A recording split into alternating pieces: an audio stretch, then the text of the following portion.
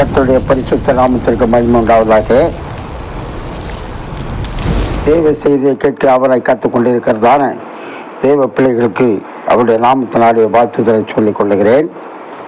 இன்றைக்கு நாம் தியானத்திற்காக எடுத்துக்கொண்டதான வசனங்கள் 30ஆம் சங்கீதம்.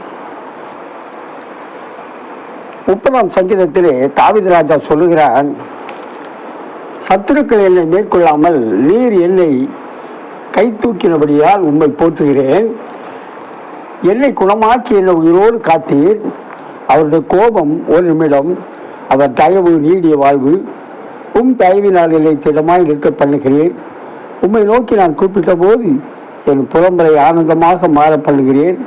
அதனால் தேவனே, நான் உம்மை என்றைக்கும் துதிப்பேன் என்று பாடி இந்த சங்கீதத்தை முடிக்கிறார். 5ஆம் வசனத்தை வாசிக்கலாம். அவருடைய கோபம் ஒரு நிமிஷம், அவருடைய தயவோ நீடிய வாழ்வு. சாயங்காலத்திலே அழுகை தங்கும், விடியற் காலத்திலே களிப்புண்டாகும் என்று சொல்லப்பட்டிருக்கிறார். நம் தேவன் தயவுள்ளவர், இரக்கம் உள்ளவர், கிருபை நிறைந்தவர். அவர் கிருபையால் தான் நாம் இன்னும் ஜீவனோடு இருக்கிறோம், நீடிய வாழ்வை பெற்று இருக்கிறோம். சங்கீதம் 103, 8, 9 வசனங்களை வாசிப்பீர்கள் என்றால், கர்த்தர் உருக்கமும் இரக்கமும் நீடிய சாந்தமும் மிகுந்த கிருபையும் உள்ளவர். அவர் எப்பொழுதும் கடிந்து கொள்ளார், என்றென்றைக்கும் கோபம் கொண்டிறார் என்று சொல்லப்பட்டிருக்கிறார். அவர் கோபம் ஒரு நிமிஷம். இப்படி கிருபை உள்ள தேவன் சில நேரங்களில் நம்மை கடிந்து கொள்கிறவராய், நம்மில் தமது கோபத்தை காட்டுகிறவராய் இருக்கிறார். ஏன் வேதம் சொல்லுகிறது, தகப்பன் சிநேகிக்கிற புத்திரனை சிட்சிக்கிறான் என்று சொல்லப்பட்டிருக்கிறது.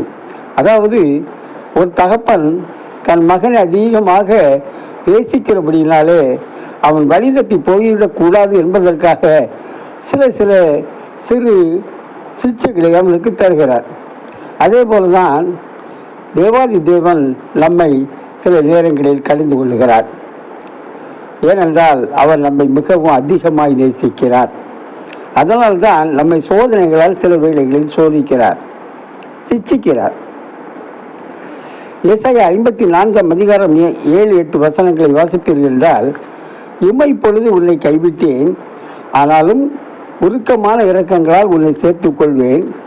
அற்ப காலம் உண்ட கோபத்தினால் என் முகத்தை இமைப்பொழுது உனக்கு மறைத்தேன், ஆனாலும் நித்திய கிருபையுடன் உனக்கு இறங்குவேன் என்று கர்த்தராகிய மீட்பர் சொல்கிறார் என்று வாசிக்கிறோம்.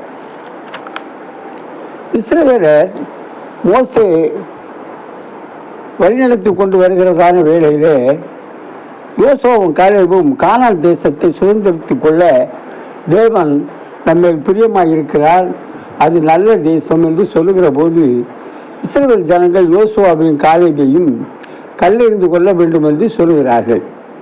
தேவனுடைய கோபம் ஜனங்கள் மேல் மூழ்கிறது. எதுவரைக்கும் இந்த ஜனங்கள் எனக்கு கோபம் உண்டாக்குவார்கள், என் அதிசய அடையாளங்களை கண்டும் விசுவாசியாத ஜனங்களாக இருக்கிறார்களே, வணங்க கழுத்துள்ள ஜனங்களாக இருக்கிறார்களே என்று சொல்லி அவர்களை நான் கொள்ளை நோயால் பாதிக்கப் போகிறேன் என்று மோசேயிடம் சொல்கிறார். உடனே மோசே கர்த்தரிடத்தில் போய், கர்த்தாவே, உமது கிருபையின் மகத்துவத்தின்படி இம்மட்டும் மன்னித்தது போல இந்த ஜனங்களை மன்னியும் என்று மன்றாடுகிறான். தேவாதி தேவன் கோபத்திலே தான் சொன்ன வார்த்தைகளை மறந்து மோசே வேண்டிக் கொண்டதான மன்றாட்டை கேட்டு ஒரு நிமிஷத்திலே மனம் மாறினவராய் அவனுடைய விண்ணப்பத்தை கேட்டு சொல்லுகிறார். என்னாகமம் 14ஆம் அதிகாரம் 20, 21 வசனங்களை நீங்கள் வாசித்தீர்கள் என்றால், உன் வார்த்தையின்படியே மன்னித்தேன், பூமியெல்லாம் கர்த்தருடைய மகிமையால் இணைந்திருக்கும் என்று என்னுடைய ஜீவனை கொண்டு சொல்லுகிறேன் என்று மனம் இறங்கி கோபம் கொண்ட தேவாதி தேவன் அவர்களை மன்னித்து விடுகிறார். இப்படியாக நிறைய இடங்களிலே தேவனுடைய கோபத்தையும் பின் மனமிறங்கி தயவுள்ளவராக மன்னிக்கிறதையும் நாம் வேதத்திலே வாசிக்கலாம். இனிமேல் ஜனங்களை அழிக்கப் போவதாக யோனா மூலமாக அறிவிப்பை கொடுக்கிறார். யோனா 1:2 வாசிப்பீர்கள் என்றால், அவருடைய அக்கிரமம் என் சமூகத்தில் வந்து எட்டினது என்றார். நினிவே ஜனங்களுக்கு ஏற்படுத்தப்பட்ட அழிவை அவர்களின் உபவாச ஜெபத்தை கண்டு மனம் இறங்கி அவர்களை ரட்சிக்கிறார். அவருடைய ஜனங்களுக்காக மனம் இறங்குகிற தேவனாய் இருந்தார். 78ஆம் சங்கீதத்தை வாசிப்பீர்கள் என்றால் அங்கே இஸ்ரவேல் ஜனங்கள் தேவனை எப்படியெல்லாம் கோபம் ஊட்டினார்கள் என்றும், ஆனாலும் தேவன் அவர்களுக்கு இறங்கினார் என்பதை நீங்கள் 78ஆம் சங்கீதத்தில் வாசிக்கலாம். 78ஆம் சங்கீதத்தில் 37, 38 வசனங்கள், அவர்கள் இருதயம் அவரிடத்தில் நிலவரைப்படவில்லை, அவருடைய உடன்படிக்கையில் அவர்கள் உண்மையாக இருக்கவில்லை, அவரோ அவர்களை அழிக்காமல் இரக்கமுள்ளவராய் அவர்கள் அக்கிரமத்தை மன்னித்தார், அவர் தமது உக்கிரம் முழுவதை எழுப்பாமல் அநேகம் தரம் தமது கோபத்தை விலக்கி விட்டார் என்று வாசிக்கிறோம்.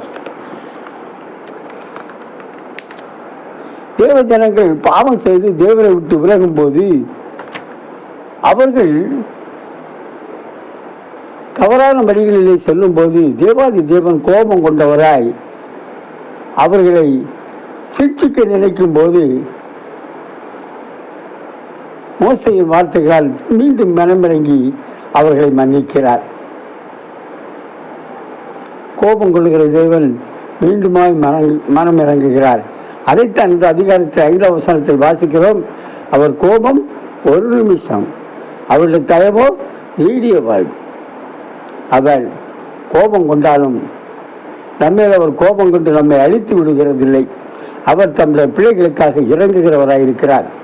ஆகவே பிரியமான தேவ மக்களே, இந்த மகிமையின் நாளிலே நாம் உணர்த்தப்படும் ஒரு சத்தியம் என்னவென்றால், நாம் தேவனை சில நேரம் கோபப்படுத்தும்படியாய் நடந்து கொண்டாலும் தேவன் நம்மேல் இரக்கமும் உருக்கமும் உள்ளவராய் நீடிய வாழ்வை நமக்கு தந்திருக்கிறார்.